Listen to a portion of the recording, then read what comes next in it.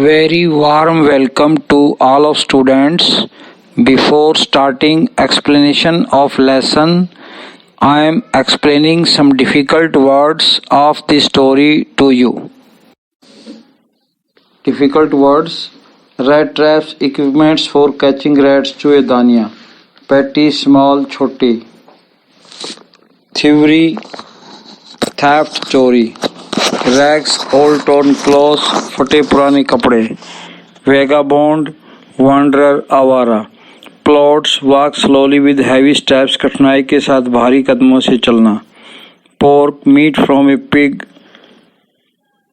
snare, trap, फंदा, bait, food as lure, लालच देकर फंसाने वाला खाना, porridge, oatmeal, दलिया, supper, the last meal of the day, दिन का आखिरी खाना, card of cut, काटी, मेजोलिस, a game of cards played in Sweden, Sweden में खेला जाने वाला ताशों का एक खेल, crofter, one who rents a farm, जमीन किराए पर देने वाला व्यक्ति, creamery, a place where milk and cream are made into butter and cheese, जहां दूध क्रीम से मक्खन और पनीर बनाए जाते हैं, kroner, the unit of money in Sweden, Sweden की करेंसी, इनक्रेडुलस, अनबिलीवेबल, अविश्वसनीय, रिंकल्ड, नॉट स्मूथ, तुड़े मुड़े, नॉडिंग, शेकिंग द हेड, सिर हिलाना, पेडलर, वेंडर, फेरी वाला, स्मैश्ड, ब्रोक इनटू पीसी, चकनाचूर किया, पेन, विंडो पेन, खिड़की का शीशा, thickets, a group of bushes growing closely, झाड़ियाँ, impenetrable, that can't be crossed, अभेद्य, smelter, melting of iron, who melts iron, लोहा पिघलाने वाला, forge, furnace, भट्टी, barges, boats, नौकाएं, pig iron, raw iron, कच्चा लोहा, unwheel, an iron block on which a blacksmith hammers things, निहाई, intruder, one who entered without permission, घुसपैठिया, tramp, wanderer, आवारा, valet, servant, नौकर, queer, strange, विचित्र, groomed, well dressed and made up, श्रृंगार किया, pleaded, requested, याचना की. You are advised to write these difficult words in your notebook and learn them. सल्मा लेगरलॉफ की कहानी rat trap ये दर्शाती है कि किस प्रकार से एक दुनिया एक बहुत बड़ी चूहेदानी है और धन केवल लालच देता है और हमें जाल में फंसाता है. ये कहानी हमें एक शाश्वत संदेश देती है कि आवश्यक अच्छाई है आदमी में, वो हमारे प्यार और समझ को जगा सकता है. एक बार एक आदमी था जो छोटी छोटी तारों की बनी हुई चूहेदानियाँ बनाता था और उनको बेचता हुआ घूमता था. चूहेदानियाँ बेचना एक लाभ का काम नहीं था, इसलिए वह दोनों ही भीख मांगने और छोटी मोटी चोरियों करने का काम भी उसे करना पड़ता था. उसके कपड़े फटे पुराने थे और उसका जीवन बहुत ही दुखी और नीरस था. फेरी वाला के दिमाग में एक विचार आया कि दुनिया एक बहुत बड़ी चूहेदानी है जिसके अंदर प्रलोभन लगे हैं लोगों को फंसाने के लिए. दुनिया है वो कभी भी फेरी वाले के प्रति दयालु नहीं रह चुकी थी. धन, खुशियाँ, शरण, भोजन आदि ये लालच देकर फंसाने वाले प्रलोभन थे जो लोगों को फंसाते हैं जाल में. फेरी वाला था वो शाम के समय सड़क के साथ साथ जा रहा था.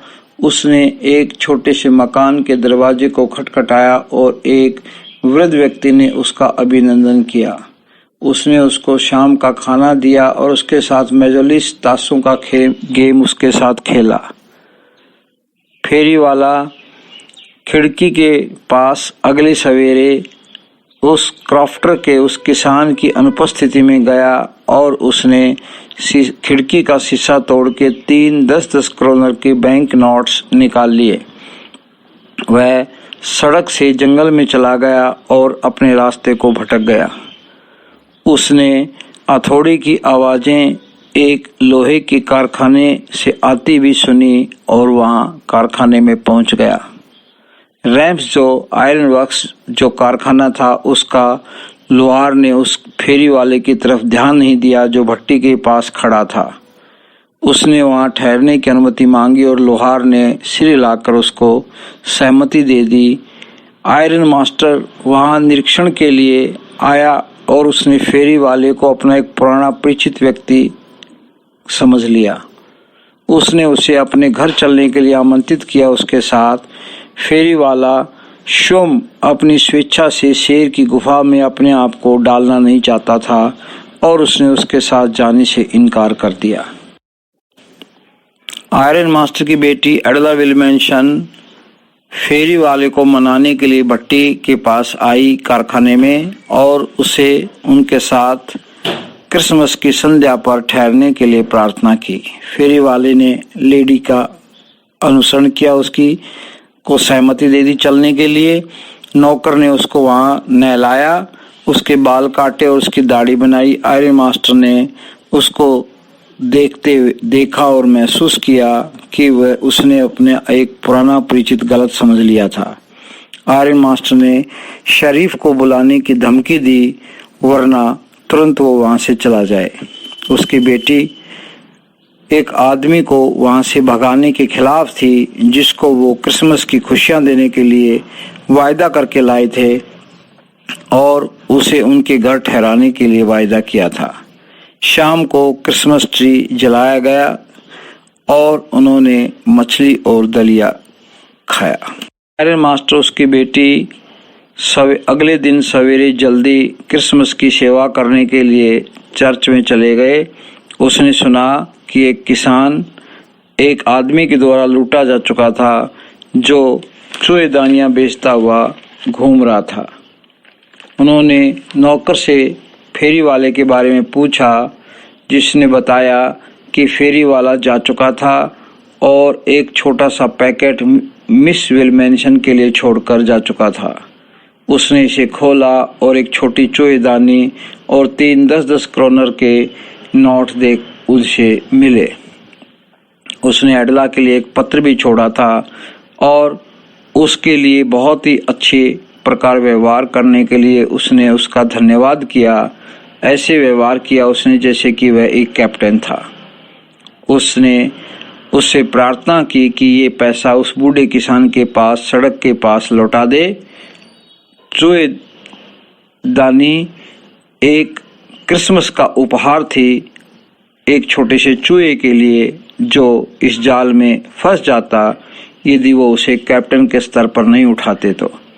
इस प्रकार दयालुता एडला के द्वारा दिखाई गई दयालुता और आतिथ्यकार के द्वारा मूल मानवीय अच्छाई पेडलर में पैदा हो जाती है और वो एक अच्छा आदमी बन जाता है। यह सब कहानी के बारे में। Now read the chapter from the textbook. You can try exercise questions given in the textbook. Write down in brief the character sketch of the peddler. This is your homework. Discuss me if you have any doubt. Thank you for watching the video.